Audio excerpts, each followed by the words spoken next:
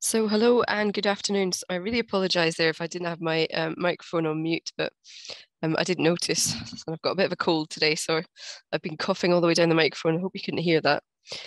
So today I'm going to be talking to you about managing change, and it's for the Qualify Level 4 Diploma in Business Management. And I am Professor Maria Mazevet. So this is for your assignment. And this is your assignment question. And it's a scenario situation. So consider you're working as a senior manager of a small, medium-sized insurance private limited organization, which deals with its customers all over the world to sell motor, homes, life savings and retirement insurance products and services.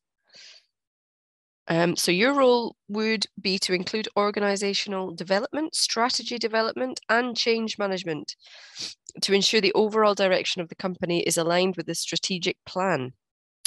Your interpersonal role includes working with staff and contractors, directing and representing them, monitoring their work, and communicating with external parties on the behalf of the company, as well as efficient and effective decision-making to improve the operations of organizations for existing and new products and services, negotiation with suppliers, to handle crises, constructing budgets, and allocating resources.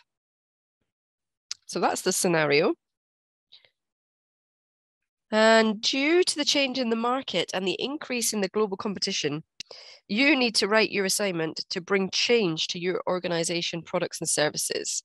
So you need to prepare a report based on your analysis and evaluation to meet the following 3 tasks that will help directors to set a long-term strategic plan with changes in policies, processes, and systems to meet customers' requirements and to gain competitive advantages. So the first task, sorry.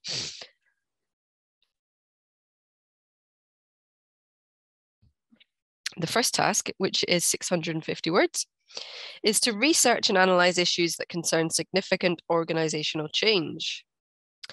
So within that 650 words are your success criteria. So you need to identify important resources in your organization, analyze the resource impact of change on the organization, explain positive and negative implications for making the change, and consider organization plans and arrangements for change. Also, evaluate their fitness to accommodate the change. So I've put in a small video here just as a good introduction to change management, and it's by the University of Aberdeen.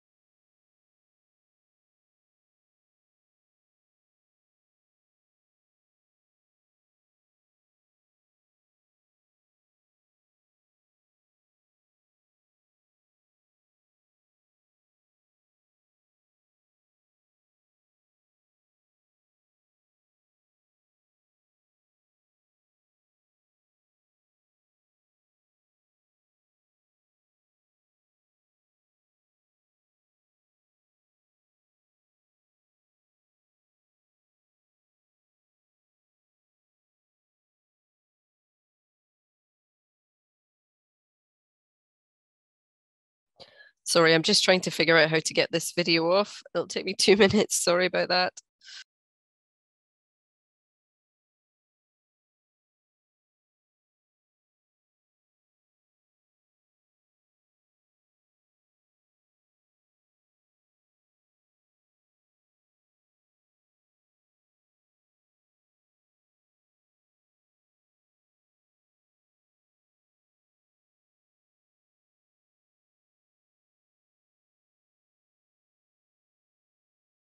Okay, so that was a good introduction to managing change.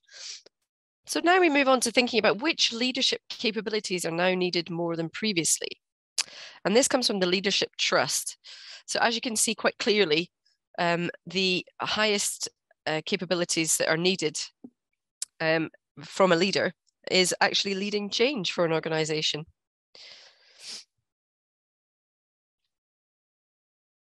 So then we move on to incremental change.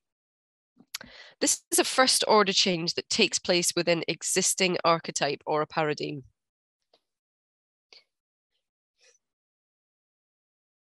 It takes minor changes to what works well. It has self-reinforcing patterns of behavior, norms and values, which lead to increased momentum.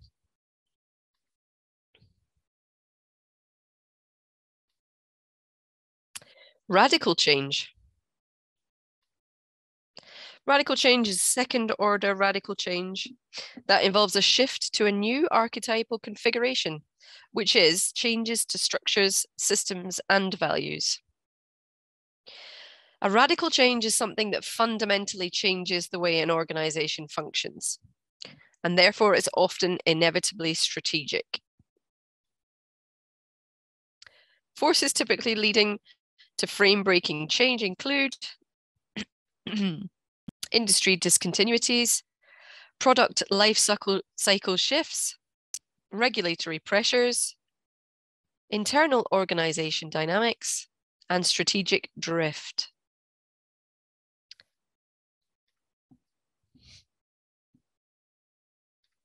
Okay, just checking that you're all hearing. I'm just going to go back. So everybody can hear now, can they? Okay. So incremental versus radical change. So you can see that incremental change is proactive and also reactive. And radical change, incremental change is reactive with its adaptation and proactive with its tuning. And radical change is proactive because it has planned transformation and reactive because it has forced transformation. So two different types of change there. So continuous change, I put question mark there. So this was an article from the Harvard Business Review, and it was about how 1% performance improvements led to Olympic gold. And I want you to have just a 1 minute think about that. What does it require to get a team or one person to achieve an Olympic gold? And how, if you were in charge, how would you get them to improve? How would you get that 1% improvement?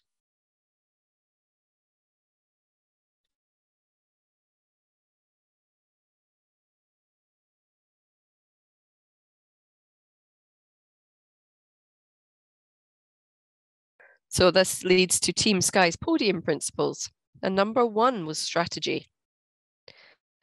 What does it take to win? Number two was obviously human performance. It's no use having somebody who is just not very good at sport. You need to have the absolute best athletes that you can have. And what is required for optimal performance? And then number three is continuous improvement. And I've just put a quick video in here from the Team GB Olympic team.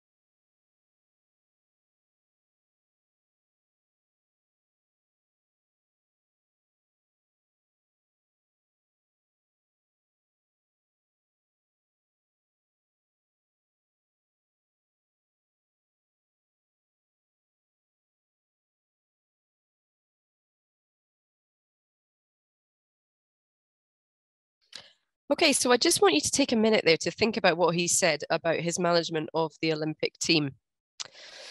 So he was saying that it wasn't one big overall improvement and it wasn't done by one person.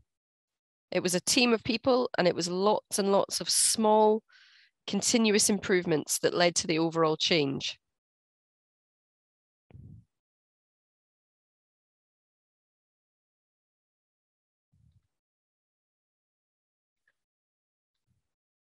So, continuing with continuous change. So, I'll give you 1 minute to have a little read through of that article.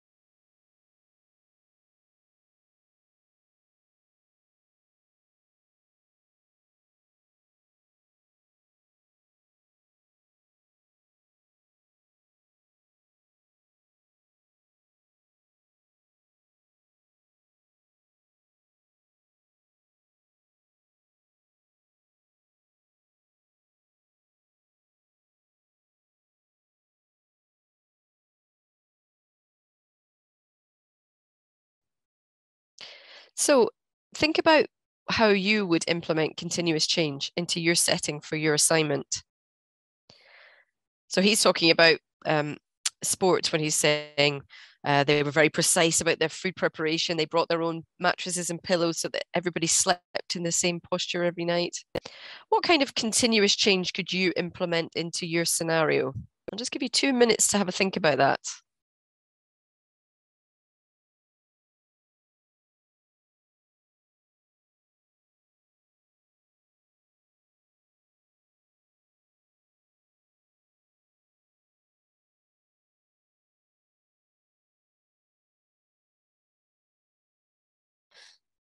So this is from a book called The Dynamics of Strategic Change. And as you can see, strategic change is in the center. So what is the center of a strategic change?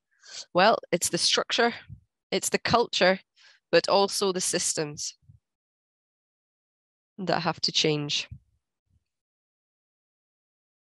So you might want to write that reference down quickly. So it's Heining's 1988.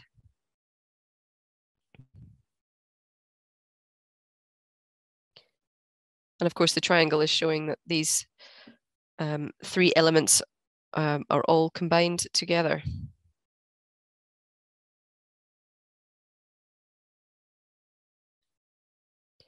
So sustainable change requires coherence in the structure, in the systems, and in the culture.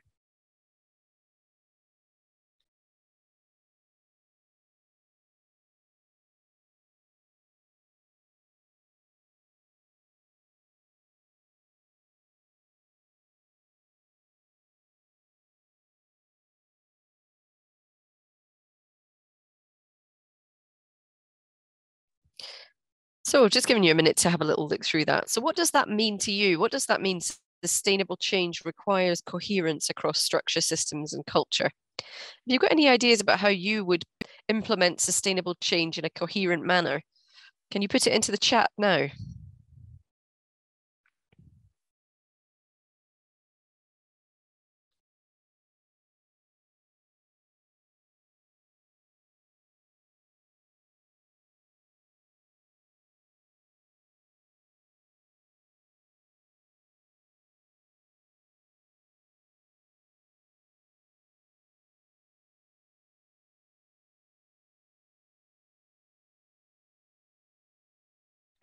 So I think for me, coherence means that everybody is on the same page, everybody knows what's going to be happening, and there are some people who are in charge, who are implementing these changes, and they're implemented across the entire structure, across all the systems, and across the culture. So everybody needs to be on board. Everyone needs to know what's happening.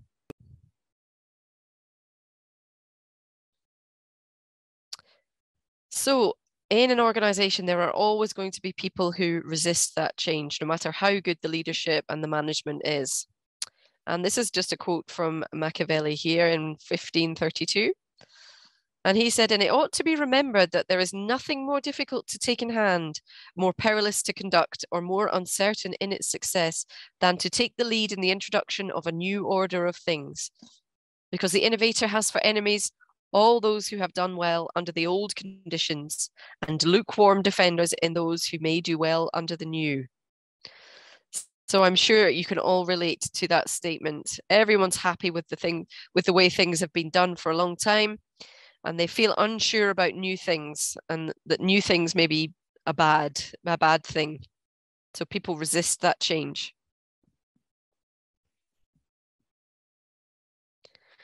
So the Dilbert principle on change, it states that the goal of change management is to dupe slow-witted employees into thinking change is good for them by appealing to their sense of adventure and love of challenge. This is like convincing a trout to leap out of a stream to experience the adventure of getting deboned, as Scott Adams in 1996 said about it.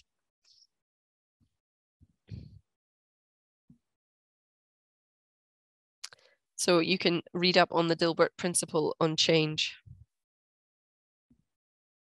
I'll give you a minute to take a note of that.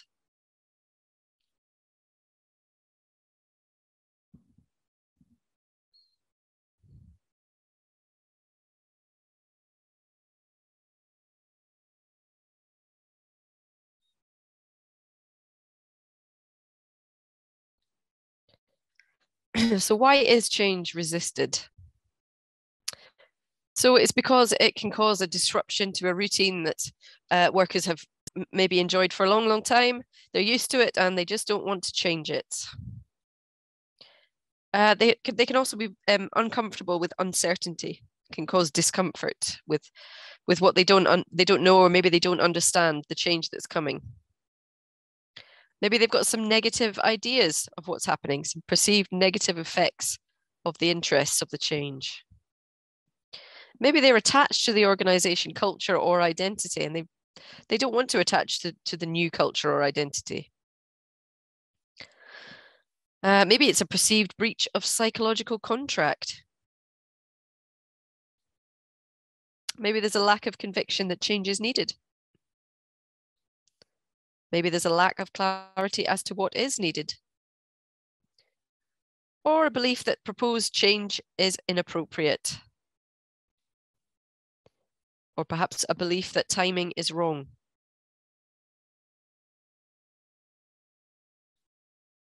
Or maybe the change is excessive.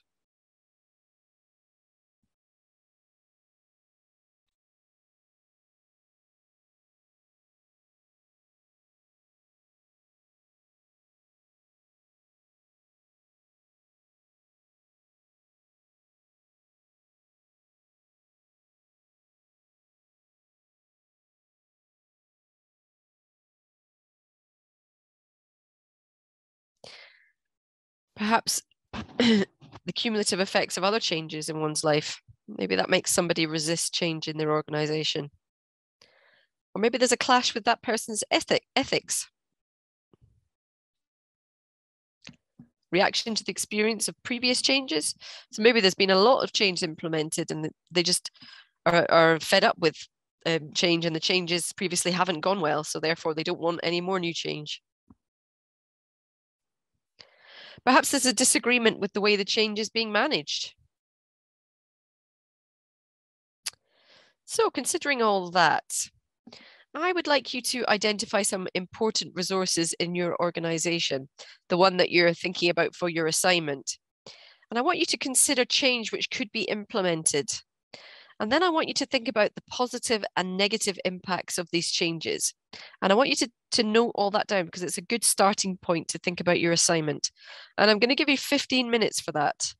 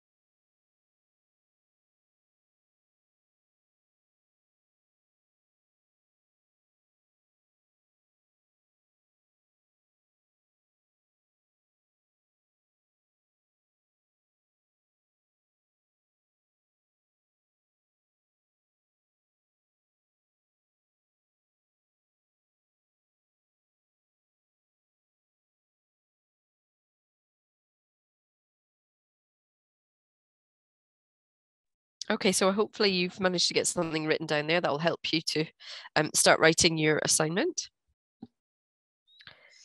So just when you've been thinking about the positives and negatives of implementing change, we also need to think about approaches to managing the resistance to that change. So I put this table in here from the Harvard Business Review, and it's about choosing strategies for change. And I'll just give you a few minutes to read over.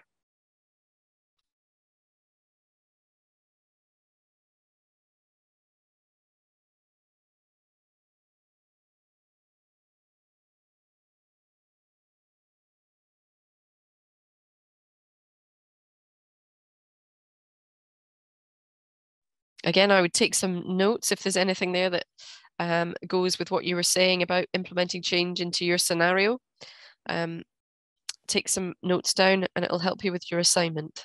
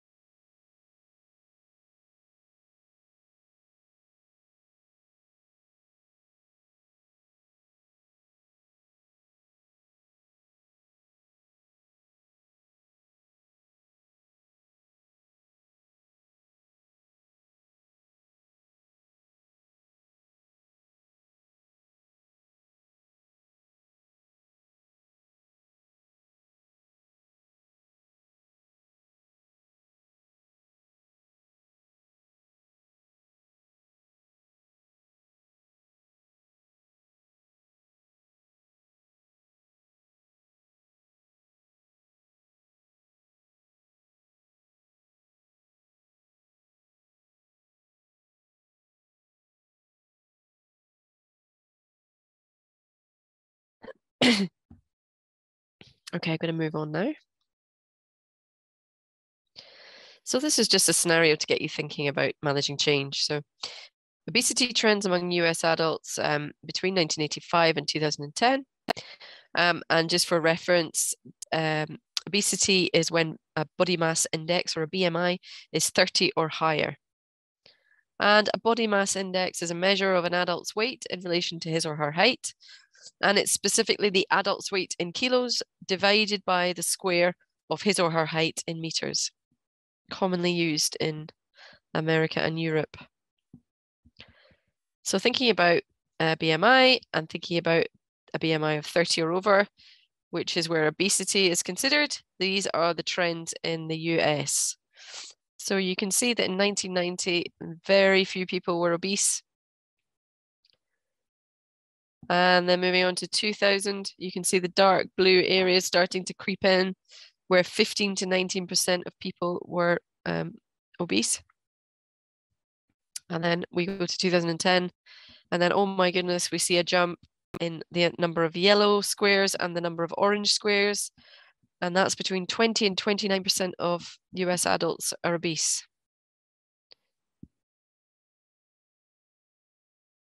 And this is 2019.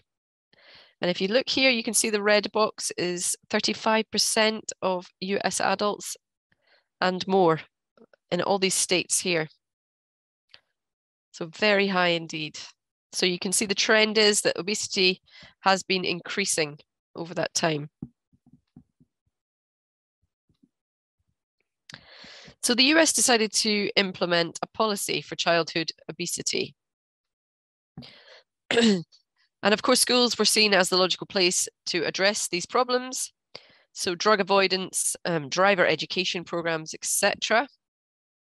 And in 2005 to 2007, there were 717 state-level bills which were introduced to address the childhood obesity across the US. And 123 of them were enacted. So in Mississippi and Tennessee, they had the highest rates of childhood obesity in the USA. So both states introduced legislation to increase the amounts of physical education in school, so PE, and remove unhealthy snacks. And there was more legislation called No Child Left Behind in 2001. And that actually held schools accountable for student performances. So 4 schools were tracked in Tennessee and 4 in Mississippi from 2006 to 2009, which accounts to 3 full academic years. And I'll just give you a minute to have a look through those locations and demographics.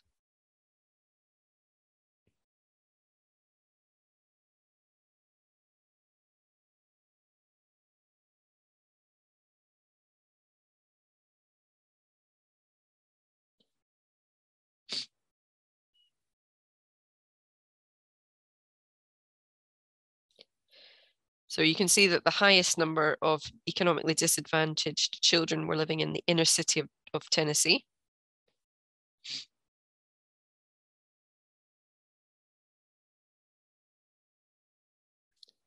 And that also corresponds to the number of African American students.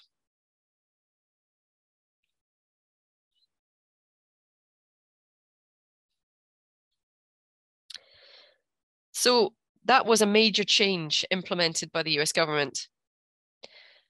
And there was lots of data to support these, to what actually was going on during that change implementation. So some of that has been summarized here. And it was about how people actually avoided that change implementation. I'll just let you have a little read through there.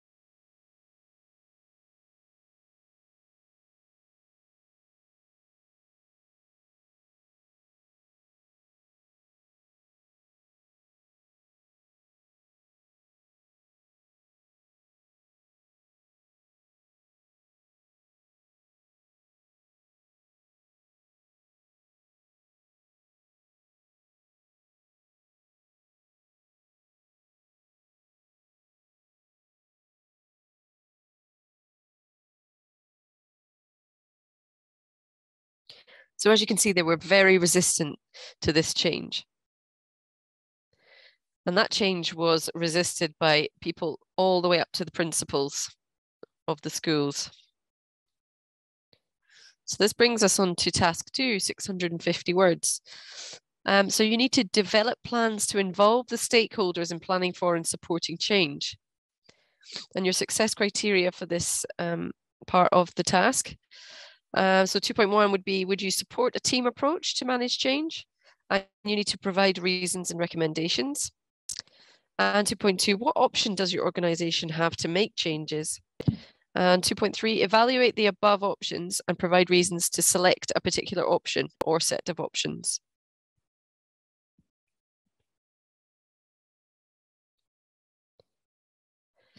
So the following are the 3 most important types of organizational change that are a part of the organizational paradigm. So they are transitional change, developmental change, and transformational change. So transitional change, these are the changes performed by the project managers or the high-level officials to steer the company away from one direction into another to make sure that the problem that the company is facing is solved. And these include mergers, automation, and acquisitions. Developmental change, then, are changes that are made in the company's policies or in the project development processes to make sure that the already established processes are optimized and improved. And transformational change, these changes are the most impactful as they change the fundamental concepts on which the company is based, and also the operations and the core values that the company holds dear. And I'll give you 1 minute if you want to take some notes.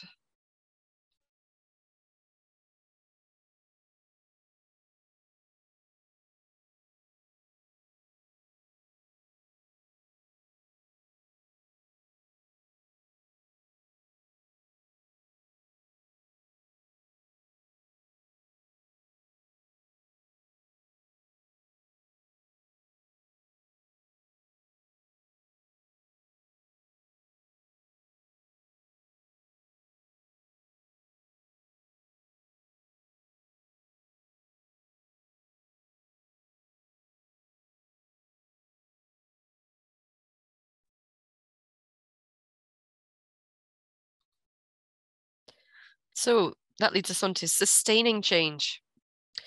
We've implemented change and we've thought about continuous change. Now we're thinking about sustaining that change. So once implemented, the change is not necessarily embedded. And the ability to make the change stay or stick indicates that the long-term effectiveness of the change. So we don't really know if change has been successful until it's been in operation for a number of years or a long period of time. Cotter 2007 said that change must be accepted as the way we do things around here.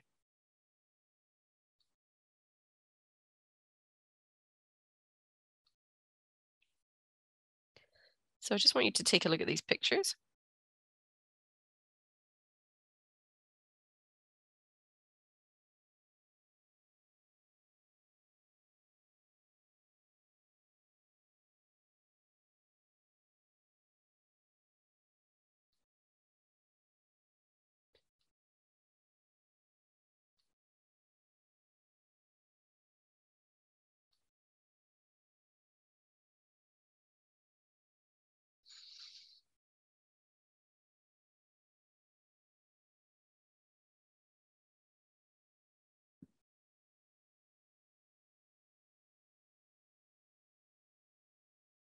So what causes a shift in values for a company?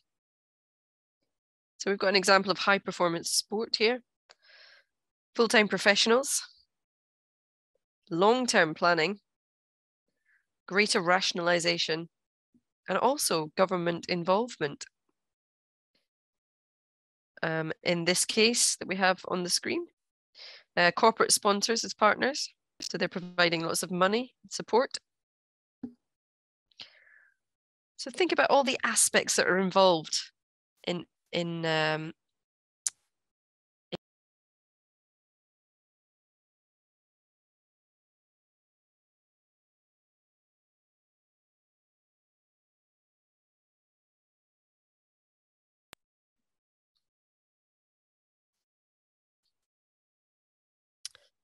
that brings us to thinking about what is the identity of an institution or a company.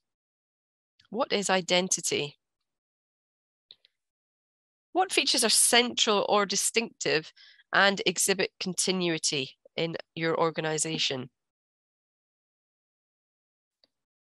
Identity defines who we are and it gives meaning and purpose. Organizational members subconsciously use identity as a guide for activities such as decision making, interpretation of issues, change implementation, etc.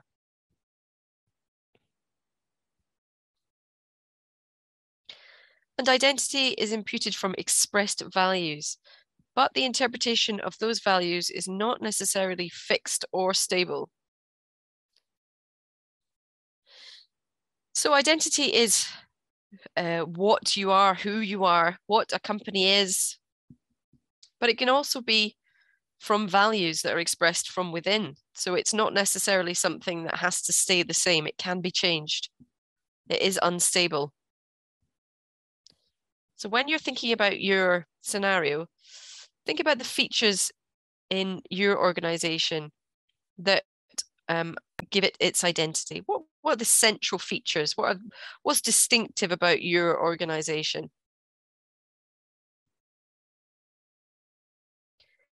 And then try to link the values to that identity. And I'm just going to pause it here so that you can take some notes and maybe write some of those references down.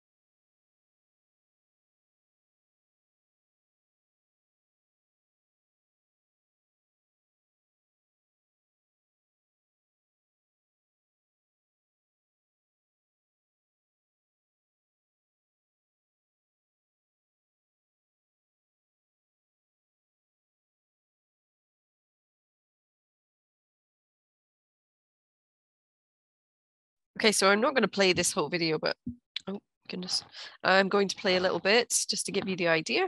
So lessons that we can learn from the Challenger tragedy.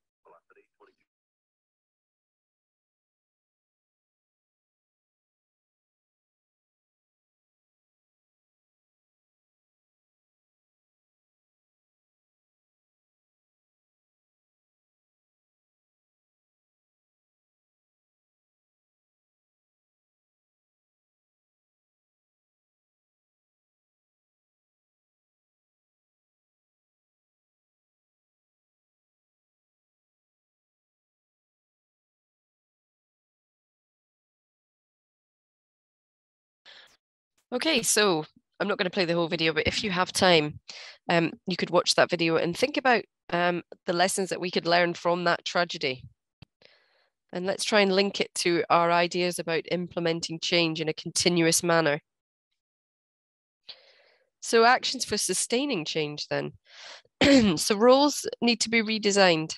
There needs to be a change in behavior, and that will lead to changes in beliefs and attitudes. And it's easier to carry this out than to reverse it. So you want to change it straight away. Redesign reward systems. So what gets rewarded will get done. Public recognition that reinforces desired behaviors. And number 3, selection and promotion decisions. Fill key roles with individuals who support the change. Very important. And act consistently with advocated actions. So you need to walk the talk, and you need to be doing it in a visible and tangible way. So actions for sustaining change. Number 5, Cotter in 2012 said, to encourage voluntary acts of initiative that allow team members to detail changes towards a specified direction. Number 6, you need to measure progress. There's likely to be significant influence on what people consider important. So you need to know what is happening, what's the progress. So you need to celebrate all the way along, all the small wins, and demonstrate that that change is effective, and that will enhance motivation. It needs to be fine-tuned. There needs to be flexibility to adapt to the changes required as a result of enhanced understanding or environmental shifts. And that was taken from the Harvard Business Review in 2012.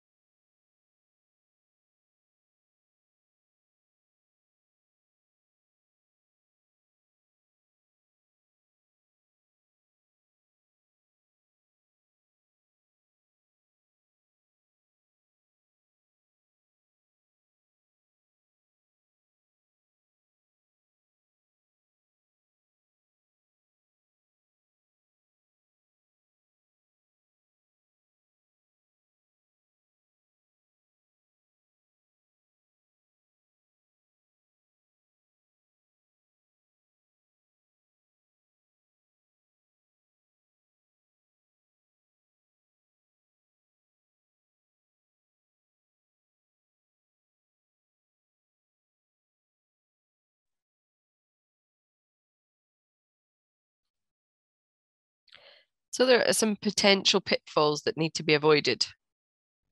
So you need to expect that there will be some anticipated outcomes. You need to be alert to measurement limitations. And definitely do not declare victory too soon. Beware of the escalation of commitment. So if everybody starts being very positive, recognize that failure can be productive, so you can learn from a failure, you can move on. And that was by Rumsfeld and Edison. So this is just to show all the aspects that need to go together for change management to happen.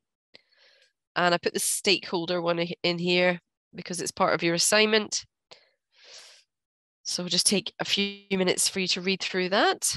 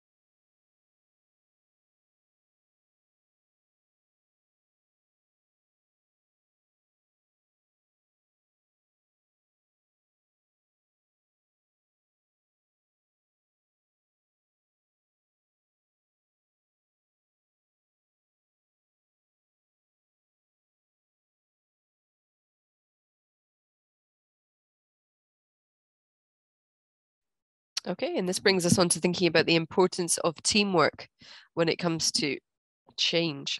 So I'm just going to show you this short video.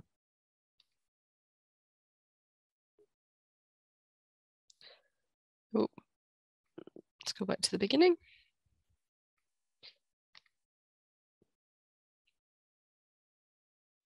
So this is our first team member. He's a performer. He knows where to go and what to do and is really pushing forward. He's taking full responsibility for his job and thereby helps the organization.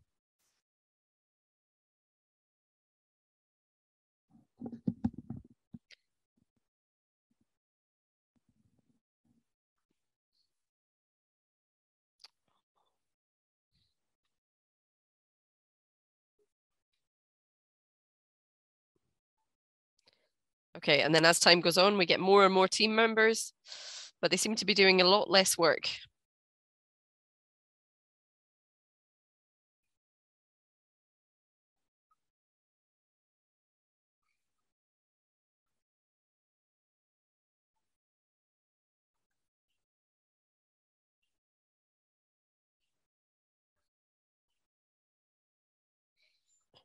And a potential trouble source.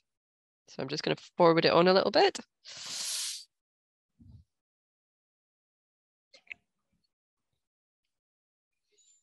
And here he is becoming a dangerous threat.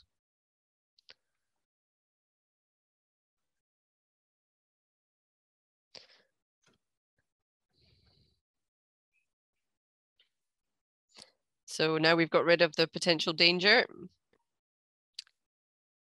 And we need to learn how to make your team to get more safe and productive and stable. Okay, just some ideas there when thinking about teamwork. So for leaders, the research found that there are 4 key processes they will need to pass through in order to navigate the support a significant organizational change requires. So these 4 are, number 1, understanding the scope of a project. So for leaders, this means taking the time to understand the changes that are afoot within an organization and also set the priorities that will guide this change. Number 2, deciding on a course for the changes that are occurring and mapping how each aspect of an organization will be affected. Number 3 is begin to implement the change process. This requires focusing on who is more affected by new business processes and requires leaders to focus on these individuals if they want this process to progress smoothly. Number 4, is to adjust course where necessary. The final step for an organization that is undertaking the change process will need to be evaluating the process and adjusting as required. Leaders also need to have the skills to identify which developments have not been effectively implemented and revise any initiatives that just aren't holding their weight. So that brings us on to task 3, which is 700 words. And that is planning the implementation and the evaluation of a change process. And the success criteria for this part of the task is to produce plans that prepare the organization for change and support the implementation. Monitor and evaluate the change implementation and review the successes and or failures of the change process. Okay, so a quick video here on the idea of the change management process. So how are we planning to implement change? Businesses must constantly evolve and adapt to meet challenges, from technology advancements to updated laws and regulations to shifts in economic trends. Failure to do so can lead to stagnation or worse, failure. Research shows that half of all organizational change initiatives are unsuccessful. It's vital for business leaders to know how to plan, coordinate, and implement change.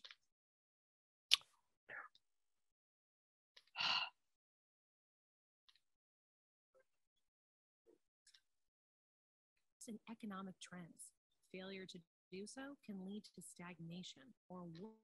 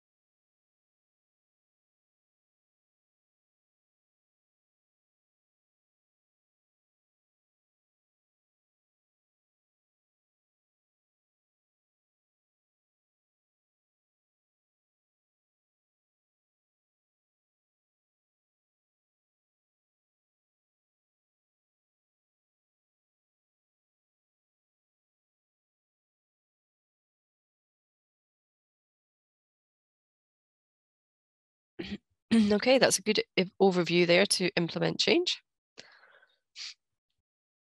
And this is how it looks when it's all written out in clear steps. So the initiation moves into the design plan, and then the approval, and then the actual doing. And then once you've done it, you need to then go back and check. And then once you close it out, then you need to think about what you've learned from what you've done. So during the preparation for change, you need to do the assessment. So you need to identify the problem. So why you want to actually make that change. So for that, you need to collect some data. And then you need to analyze that data. So advantages, disadvantages, risks, and consequences. And then you can identify the possible solutions, the barriers, and the strategies, and then decide if the change is necessary. So then you need to start making other people aware of the change. And you can do a SWOT analysis, which we're going to move on to in just a minute. There we are. There's our SWOT analysis. So you need to think about your strengths, your weaknesses, and then opportunities and threats. Just give you a minute to read through that.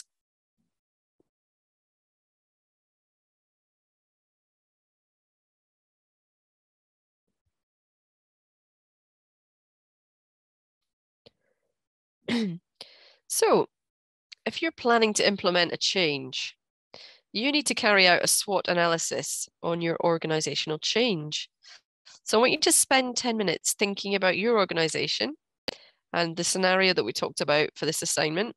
And I want you to think about the strengths, weaknesses, opportunities, and threats for carrying out this change. And I'm going to give you 10 minutes for that.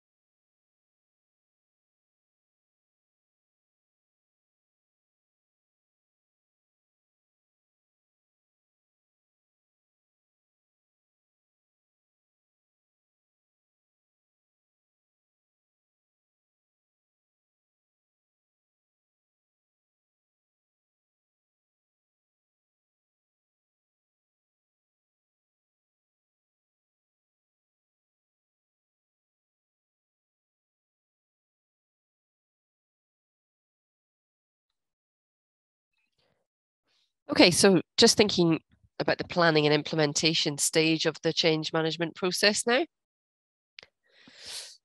So you need to state the goal and specific measurable objectives, and also the time that's allotted. Establishing who, how, and what and when of change. Allocating resources, budget, and evaluation methods. You need to plan for the resistance that's going to happen and identify those areas of support and resistance. Include everyone in the planning that will be affected. Establish target dates for implementation. Develop appropriate strategy for alteration, and be available to support others through the process. Evaluate the change and then modify it if necessary. Okay, I'll just put that in there for your referencing. So to be on the safe side, use the Harvard style of referencing throughout your work. And you can include appendices, but make sure they only contain additional information and they must be clearly referenced in your assignment. And the word count policy, it must be within a margin of plus 10%. Okay, that brings us to the end of today's lecture.